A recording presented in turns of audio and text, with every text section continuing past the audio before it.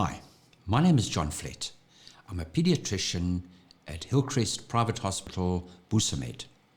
I'm a doctor that deals with a wide range of clinical problems, including children with schooling, learning, difficulties, ADHD, and of course, general pediatrics. I'm making this video because I hear the comment almost 3, 4, 5 times a day. I think my child's a bit sick. They've got a cold, but maybe it's teething. I've even had calls from outpatients department with general doctors telling patients that a child's a little bit cranky, a little bit unwell, and perhaps they are teething. So I have to really kind of help you understand, is it teething or is your baby sick? Chances are that you are cheering as your baby masters all these little new skills, rolling over, clapping, sitting. But there's one milestone that you may not look forward to is teething. It can be challenging, making your ordinary, happy, playful child into a cranky, uncomfortable child. As a father, I've got children. I've been through that myself. And sometimes when your child's unwell and they're crying, you don't know why, you kind of rationalize and have to think about, well, maybe they're teething.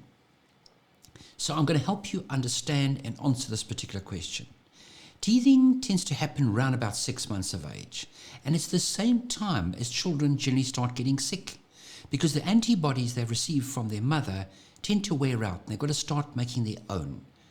And it's almost like saying, a child starts sitting at 6 months. They're obviously rolling from front to back, back to front. So it would be almost the same thing as saying that, my child is sitting and is making me unwell. It has got nothing to do with teething. It is really just a milestone teething. And a child can take, I've seen children not have a tooth under the age of 2 years. So the teething can happen. You can be born with teeth, but generally around about 4 to 6 months, that's when children start to develop their teeth. And, it can be hard to tell what's causing, your child's discomfort. Is it teeth or is it an illness? And that's when you need to give your pediatrician a call, because that is what we specialize in. Somebody who's been in practice a long time, I can tell you, you're not going to find an experienced pediatrician who thinks that teething makes your child sick. And I'm not going to disagree with grannies, because that's something I don't do. Most grannies or people in the family might say, it's probably teething.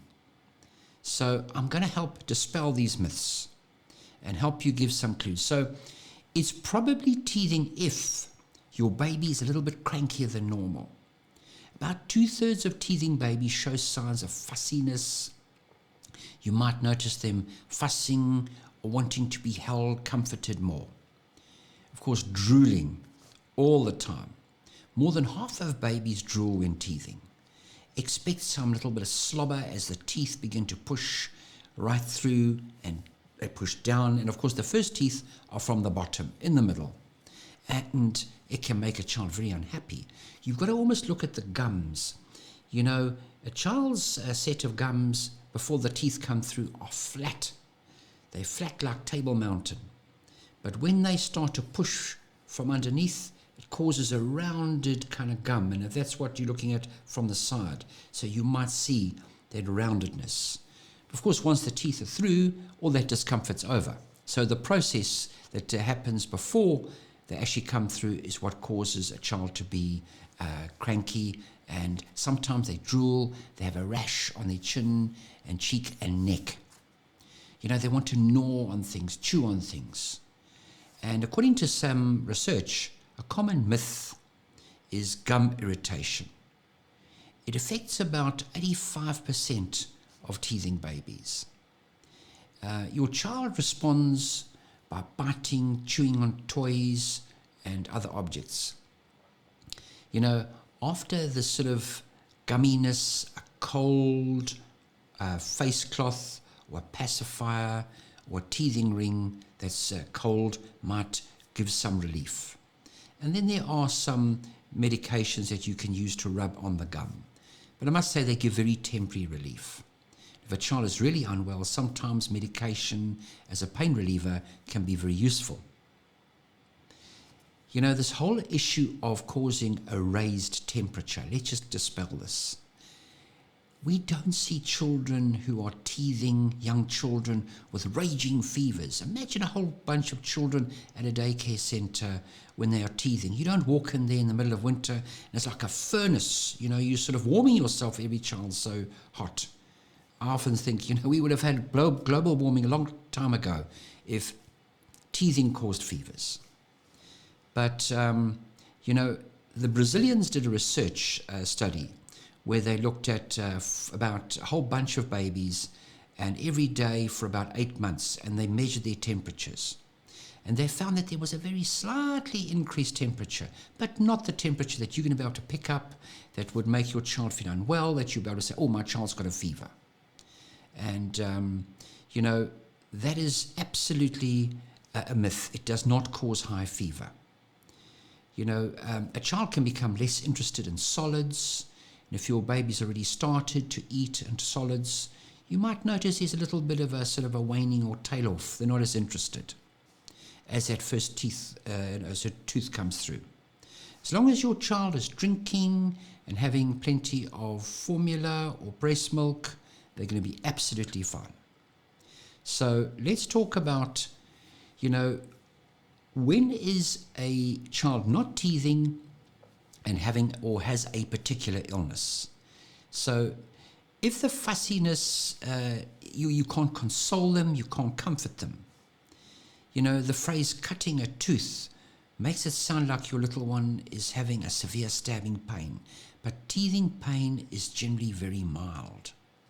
And a bit of extra fussiness is just the standard or kind of the sort of what can be expected. But if your baby starts to cry so much that they can't sleep, they can't be consoled, you need to see your doctor.